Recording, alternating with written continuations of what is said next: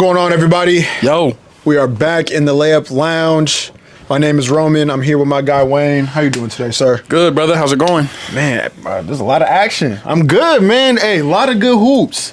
Lots of good hoops, man. Absolutely. And before we get to the heavy hitters, before we get to the trending topics, Pelicans versus OKC. We saw that OKC swept the Pelicans, obviously without Zion. But yeah, just talk about that real quick. How do you feel about that series? How do you feel about the teams going forward? Good for the Thunder, obviously. They get to move on to the next round advance. The number one seed, everyone's kind of doubting them a little bit. Are they going to be able to live up to that hype of being the number one seed? And they got the job done first round. Get the Pelicans out the way. Pelicans obviously didn't have Zion, which sucks. I mean, if they had Zion, I think this series is looking different personally because there is no answer. How much different, though? Because it's going to 6 or 7 if they got Zion. I don't know, for sure. Because CJ McCollum, again, I hate to bash the Blazer legend, but he was awful. He was god-awful. No, he was horrible. And Brandon Ingram was also awful. For sure. But, I mean, if you have Zion, that's a guaranteed 30 to 40 points. Trey Murphy was hooping. At that point, Brandon Ingram's your third option. So I was just feeling like it'd be a much better series, though.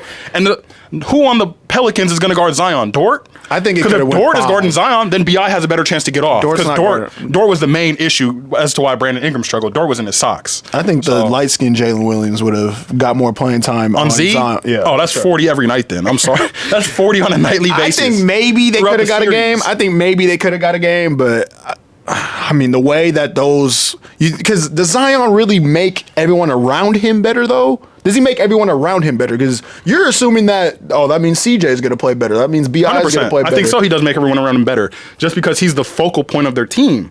So because he's obviously when he's getting to the cup and he's penetrating, driving to the cup, he's collapsing the defense, kicking it out to the shooters, and just having him on the court. Everyone's attention's on Zion because it's like we have to stop the ball, we have to cut him off. Anything Zion does with the ball is going towards the rim. So I mean, it's just opening up space for the shooter. So I think CJ would have had a better series. He's not gonna have the ball as much, but he'd get a lot more catch and shoot opportunities. BI, same sort of thing, not forced into that ball handling. And I feel like just Zion on the court is just better for the Pels in general. I mean, absolutely better for the Pels, but at the end of the day, he needs talent around him. Again, I'm gonna say it again. There shouldn't be anybody over 33 on this team, especially when you have a prime Zion. BI, get him out of there. The BI to Trae Young trade is gonna hit different, when it this summer. Yes, absolutely. BI for Trae. BI for Trae. I mean, straight up. I think the Pels gonna have to give up more than what Atlanta's gonna have to give up. Just because I think that the Pelicans are going to be the one to make the call to Atlanta, not the other way around. They just need to score. And CJ, obviously, he needs to get up out of there too. They need a better two guard. If there's any way you can go get like Chris Middleton, I'd do it. You know what I'm saying? I know he's probably around 35, but at the same time, we see what he's doing with this Bucks team. So I think that needs to happen. Go get a starting point guard. Jose Alvarado should be like the 10th man on your team. He shouldn't be vicious. He should not be the 8th team. Bro, he's a winning player. He's good to come off the bench. He's a winning player. Imagine him playing for a winning team is what I'm saying. Imagine if he came off the bench for, say, like, the Mavericks or something. You know what I'm saying? He's not getting playing time. Yes, he is, bro. I promise. He does the intangibles.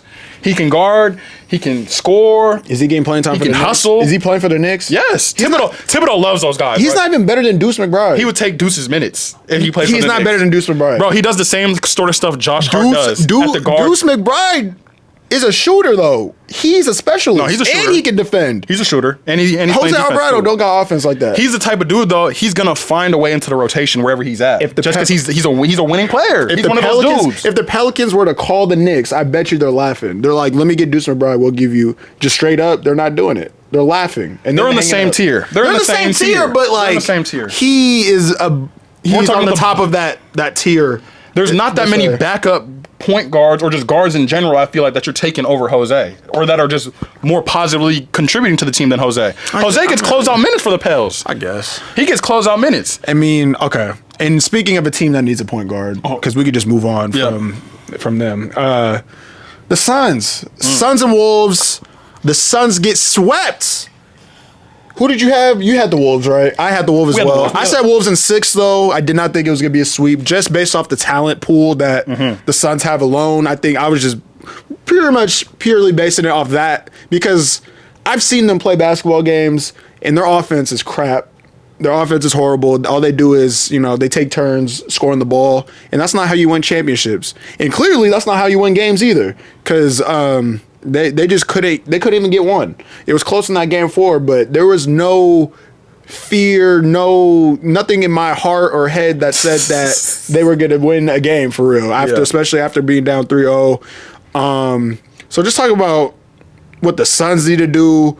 I mean, we can give praise to the Wolves as well, because I think that the Wolves, they took all those games. They took it. 100%. I was just going to do that same thing off the bat. Give praise to the Wolves.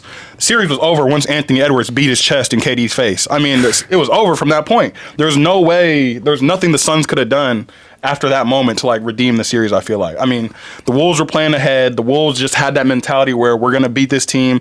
Anthony said it first himself, like, I haven't won a series yet. I need to win a series. So it's like, they had that mentality. They weren't easing off the gas, and they just, like you said, they got these boys up out of there. Suns need a point guard. I think they got to blow it up.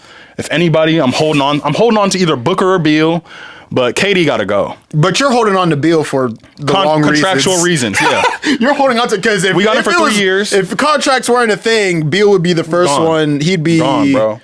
In China, expeditiously gone. 9 points in the closeout is unacceptable. And shout out to the Wizards. They knew what they were doing. We were like, oh, the Suns got him for free. They knew what time it was. They knew what time. They gave him up for nothing. Get off that money. Get off the money. Get off that money. They gave him generational money for what? For what? I know that CP3 was an old man, but I think that he would have got them a game just off his facilitation skills alone. Mm-hmm. Bradley Beal is just looking for his shot. He's not doing anything else. You see where he was, and then the respect is not there either. You see him slap Frank Vogel's hands, and that's not his fault. The roster that he was dealt with, I think that he achieved what he achieved with this roster. I think that nobody else, right? Like, nobody else was doing more than what Frank Vogel did with this team, especially after the locker room issues that were being had. I guess Chandler Parsons and Lou Will were right. Maybe they should have tried IT, because that was the only point guard that was on their team. Like, give him some sort of point guard play. Literally, they were giving Josh Okogie minutes last game. It was nasty work. Nasir Little was in the game in the second quarter. Bro, some of the lineups they're running where it's just like Eric Gordon, Nasir Little. He's washed. Eric Gordon's washed. Eric Gordon is washed. Like, bro. what do we? That's some of the nastiest hoop I've seen. Should stay with the Clippers. No, literally, bro. It's just nasty hoops out there with Eric Gordon, bro. He's missing layups. Like, he's taking bad shots. Hit the. Bro, I'm like, what are you doing? Like, it's just nasty hoops when it comes to EG right now. So, well, moving on to a different series, though. We got to talk about it. You got the shirt on right now. You still repping. Lakers. Proudly. In the Denver Nuggets. Lakers get gentlemen swept.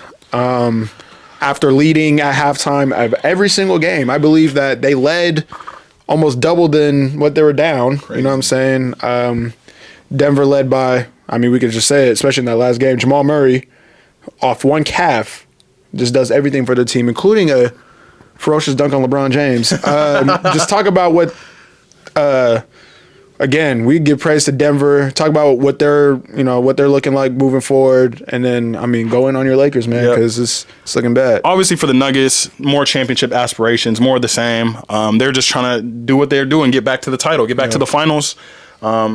They lost it. They did lose a game, though. So there's something happened. Maybe the Lakers got a little bit better. I don't know exactly what happened. Desperation back against the wall. Yeah, man. I think that's what that was. Team realizing this is probably their last home game of the season. Home game and their last time together as a team, probably. Like, things are probably going to get blown up in LA.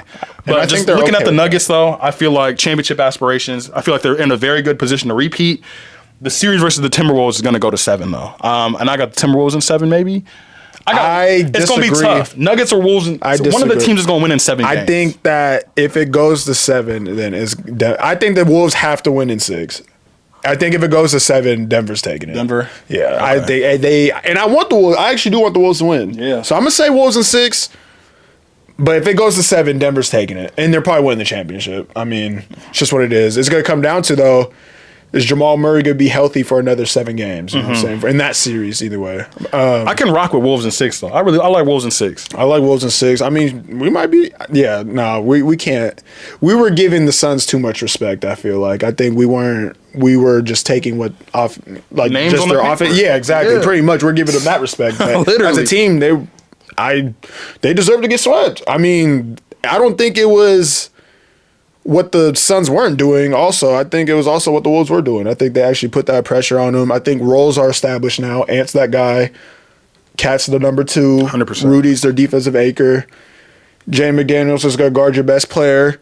And then Conley, Nas Reed. They got dudes that Nikhil Alexander-Walker. Nikhil Alexander-Walker, man. I think that very well-built team. He's going to get paid. I hope that this team stays together for at least another 2 to 3 years. But unfortunately, if they want to go get something else, he's probably going to be like the forefront of that deal. But he's been playing really well. He's going to get paid at some point. But yeah, I just think that, so as far as the Lakers, D'Lo's out of there. I don't think Darvin Ham should be criticized the way he has been. I think that the construction of the roster, and I hate this. I mean, as a Portland fan, I loved it for real. Because you remember in the summer when they were talking about, even before this pod exists, they're talking about the Lakers had the best offseason in the last decade they maintained all their guys. Yeah, they thought signing Taurean Prince, re-signing D'Lo, Austin Reeves. Right, that was the best offseason that they could have. Cam Reddish. Phil Handy's about to unlock him. Really? Okay, and then we got. I mean, Vando was hurt. Gabe Vincent is awful. That was awful. Yeah. But the most awful, and I gotta look in the camera. The most awful basketball player I've ever seen in the playoffs in my life, Spencer Dinwiddie. You're awful. You are an awful basketball player. I'm sorry. I know I'm not. I have never touched the league. I played with players who are in the league, and they way better than you. Even back in high school, they was probably better than you. You're terrible. I'm sorry. You are awful. You should never be. You shouldn't ever touch an LA Laker uniform ever again. He wasn't rocking with the Dinwiddie minutes. Absolutely not. We're down 3-1. Going back to Denver, you're giving Spencer Dinwiddie some minutes. You're crazy. Kuzma was right about you. Hey. He's weak. No, he's terrible. He's awful. Even at least Gabe Vincent play some defense. You can't just not make shots. And then you want to look at the Denver bench when you finally hit a shot. Bro, you 2 for 17, bro. What are we doing? Your ass. Okay, so he should never touch, he shouldn't even be in LA. Honestly, he should be throwing a hoodie and glasses every time he walks around. Rodeo, downtown LA, anywhere. You're awful, bro. I'm sorry. That pissed me off, bro. Because I wasn't even going for the Lakers, but just watching him play basketball, it's probably the worst experience I've ever had watching basketball, watching the playoffs. He was the worst player on the court every single time. They got him for the free, though. That's the one thing. They got him in the buyout market. So, I mean, he did play. They got him for the free. He should have. Lakers should have told him, you're not really going to play, though. Should have sent him to Dallas. No, facts. Because I think if Spencer Dinwiddie was in a Dallas uniform, Dallas would be down 3-1 right now. Wow. That's how bad a basketball player that man is. You forgot when his first stint in Dallas, though, when he was actually the number 2 option.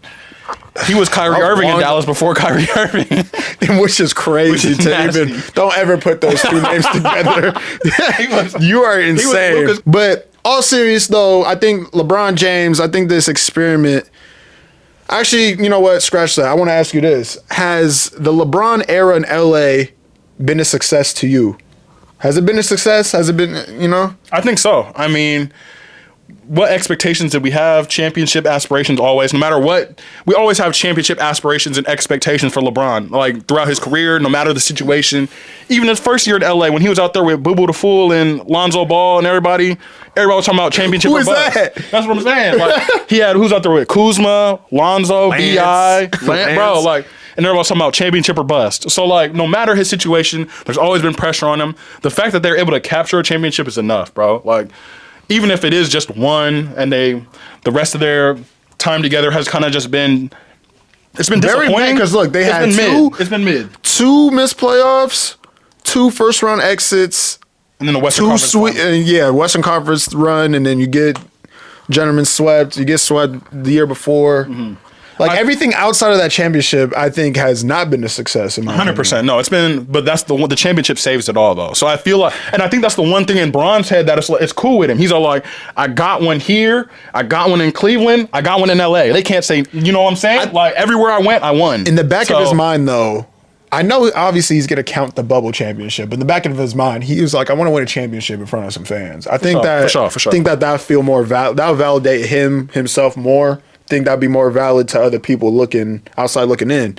So I think that he really wants to capture that, but unfortunately, I don't think he's ever going to win a championship again unless he leaves. That was my next question to you. How important do you think it is for him? How important do you think it is to him to win a championship? I think it's very important for him, just for his legacy, or I'm just saying from his perspective. Do you think it's important to him to win a championship, or does he not care? He's thinking like, I need one more. You think so? I think so. Okay. But for the outsiders, even including me, I don't think he needs another one. But I think he feels like he needs another one, and that's why. I mean, they asked him if he felt like that was his last game as a Laker, and he didn't want to answer the question. He left us on a cliffhanger. Once again, Lakers. if we're a serious franchise, we don't draft Bronny unless he's actually really good, or stash him, have him play with the South Bay Lakers. He shouldn't touch a real Laker uniform, and then draft well. Jalen Hood-Schifino, ass. He could have had Jaime Jaquez. He could have helped them. Cam Whitmore, he could have helped them. There's more players in that between that pick and then that they could have had. And so they really fumbled the bag on that one. Hood-Schifino. He got the last name though. That was probably the only reason why they drafted him. What other way? Off the aura? Yeah, like what are we doing? You could have drafted Jaime Jaquez literally went to UCLA. Bro. Before we get out of here, I want to ask you this too. Like, we were talking about You just see First Take, you see ESPN Sports Center, you see all these other podcasts talking about what something does for a specific player's legacy. Oh, this guy's legacy is going to be tarnished. This guy's legacy is going to be boosted from this situation. But just in general, who is like the best non-legacy type of player? So a dude that's very good, but we're not looking at them like they need to be great. Like, we're not looking at them as like great. We don't care necessarily about their legacy because they're just like, they're great, they're good, but they're not on that type of pedestal where we care about legacies for real. Off the top of my head, first one that came to mind, DeMar DeRozan. I feel like his entire career, he's never really, he hasn't won, like he hasn't. Right, but nobody cares. No one cares. And then he was also like he was the catalyst in the Kawhi Leonard trade. So that kind of helped. Again, no one really cares. Like, they traded you to go win a championship. You know what I'm saying? No one cares if you win a championship. You got traded so they could win. Right. So, yet again, no one really cares if he wins in San Antonio. And just now in Chicago, no one really cares if he wins either. But he's still scoring 20 to 30. He's still one of the best guards, forwards in the league, like hybrid players like that. So, I mean, I feel like DeMar DeRozan fits that description perfectly. Yeah, John Wall, Bradley Beal. I think current players probably Bradley Beal. I feel like why we don't care. Like, I didn't think it was that big of a deal when they brought him into the Phoenix. He's like, I was gonna say that was gonna be the one thing that probably raised his expectations was the fact that he did get traded to this super team. As like, okay, now you're expected to win a ship. Yeah. But when he was just cooling in Washington, it was just like, bro, no, you're not. Get your bag, like hoop. We don't expect nothing out of you guys. I feel like there's multiple players we could think of. Like, do we care about the legacy of Russell Westbrook at this point? I do. I hope Russ get a ring, bro. If Russ got a ring, does that do anything for his legacy? At this point? No, it wouldn't push the needle for his legacy. People would forget that he won the championship. Okay, but it'll push it for Harden? Would it push it for Harden? Yeah, I think so. Are we looking at Paul George do we care about Paul George's legacy? No, we don't. I didn't think so either. No, we really don't.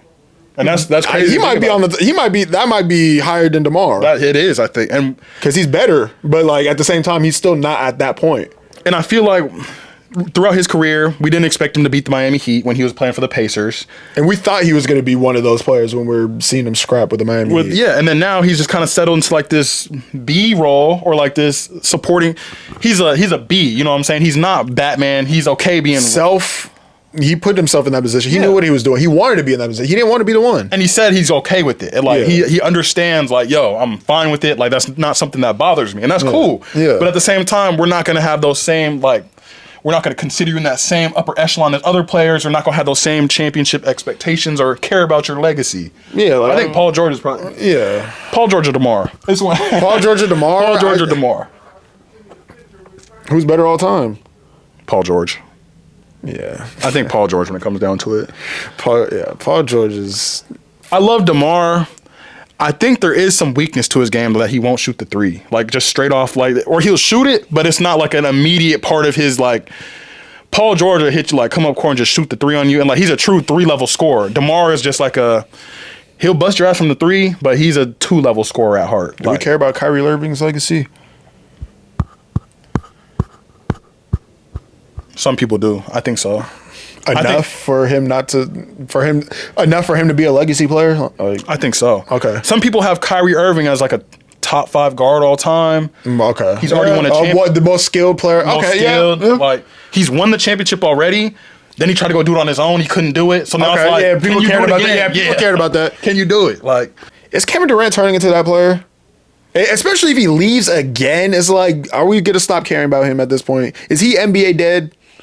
I think people will always care though. That's the thing. Just because like it's Kevin Durant, like it's KD. But bro. if he leaves again, bro, it's like he doesn't have a legacy at that point. There's nothing, and I don't think he cares. I respect it that he don't really care, but he'll have a legacy of just being a journeyman, a traveler. But he can't. He's the great. Is he the greatest journeyman of all time? That's Kevin Durant. Yeah. The greatest journeyman of all time. Yes. 100%. Absolutely. If he touches 2 more teams, he got to touch 2 more teams. No. He got to touch 2 more teams. Bro, is he going to? I don't. Because he's only played for what? OKC. I don't want to hear him ever again Golden being State, in the GOAT conference. Like Brooklyn, Phoenix. So he got to touch 2 more teams, and he's the best journeyman in he's NBA. a 6-teamer. 6-teamer. We have to stop talking about him in general, bro. I If he's don't a want to hear 6-teamer. anything about. Unless it comes to Seattle, of course. But I don't want to hear nothing about him being on like LeBron type of pedestal. He's not on any time about Rushmore. The greatest journeyman of all. He's the greatest journeyman of all. He might already be that just off circumstances. Oh my God. He could have been considered a journeyman after just leaving OKC, bro. Because you don't go to the team you lose to. You run it back. You literally run it back, bro. He's so soft for that shit. That's where it's hard to really ruin your legacy anymore. You know what I'm saying? Because no matter what he does now, and like I said this couple videos, no matter what he does, we're always gonna look at that as the weakest move in the history of sports. In the history of sports in general. Like, I just thought about something. Who do you think is better? Or like who? I don't know. Like who do you got? You got DeMar DeRozan or Jimmy Butler? Cause Jimmy Butler's so overrated to me. Like they're like, oh, playoff Jimmy. He talks like he's all time great, but is he better than DeMar DeRozan? He's like, I'll take Jimmy, bro. I mean, what? Because of what though? We've seen Jimmy. He scored a couple of 50-point playoff games just off we have to win this game, and like he also makes everyone around him better. Like we know that. There's just a lot of different things about Jimmy Butler. I'm gonna take Jimmy. DeMar DeRozan's clutch though. Jimmy's not. I can't even think of like what Jimmy will pull up. Jimmy will shoot the game winner. And that's the thing though. He don't want to play for OT. We're not playing for overtime. That makes you cool.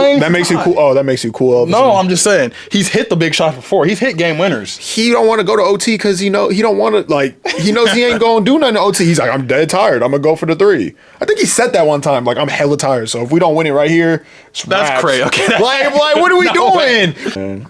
Shout out to the 3 stripes, bro. Hey, James Harden got the best shootout. Him and Ant Edwards, they're on top of the game right now. I couldn't even tell you a good Nike shoe right now. The Sabrinas are nice. The Sabrinas are good. I got a pair of those.Ey're good, but design, comfortability, Adidas boost. Adidas is running the show, man. No, really, hey, we need the care package, bro. We need the care. Adidas, or excuse me, the Harden 7s, Harden 8s, and the mock-ups of the Harden 9s. I mean, fire. Three in a row. The low ants, the three-peat, and then the ants. Yeah, we already talked about it. The best debut sneaker. I need the slime greens, bro. Those are crazy. Those are insane. No, Adidas, we rocking with you though. We need a care package. Man, 3-stripe gang. 3-stripe gang. 3-stripe gang. We got some. We don't do checks around here no more, man. That's everything. But I was gonna wrap it up. Thank you for joining us here on the Layup Lounge. Make sure you like and subscribe. We almost have 500 subs. There was a major jump. Nah, there was a major jump. There was a jump. Come on. There's a jump. Remember? Hey, TikTok is starting to... The viewership on TikTok is starting to rise a little bit. They woofing over there in those comments. IG, Instagram. We love you. Continue to support, man. Like, subscribe, follow. We got to put we got links. It's in the links. Everything's linked up. Press the sub button. We going up. We never know. You might have your favorite player on the show. They will be on the They show. will be on the show. Straight like that. Shout out to you, IT. You should have played, man. They should have gave you some. They gave Nasir Little minutes. Josh Okogie. They went deep into their bench. They almost had to play David Roddy, probably. Ishwayne. Right. They almost had to get him out of street clothes. Bro, their entire roster is just the same dude, bro. No, they're cooked, bro. And they have no picks until Royce 2030. O'Neal. They don't got their own picks till 2030, pretty much. They're cooked, bro. Booker might be out of there. Oh, man. In New York. Maybe. That would be, bro. Hey, Bronny James. LA Laker. It's happening. For undrafted free agent. Undrafted free. Austin Reeves him. Austin Reeves was undrafted. He said, you know what? I don't want to go to Detroit. Because Detroit was like, we're gonna draft you. Yeah, Yeah. they're like, hell nah. So that's about wrapping it up. The air conditioning just went off, so you know that. That was really a That's wrap. the cue. That's the cue. And we out of here. We out. We out. DJ Burns, first round pick. Follow the Layup Lounge, please. Hit the. It'll be somewhere right there. We out of here.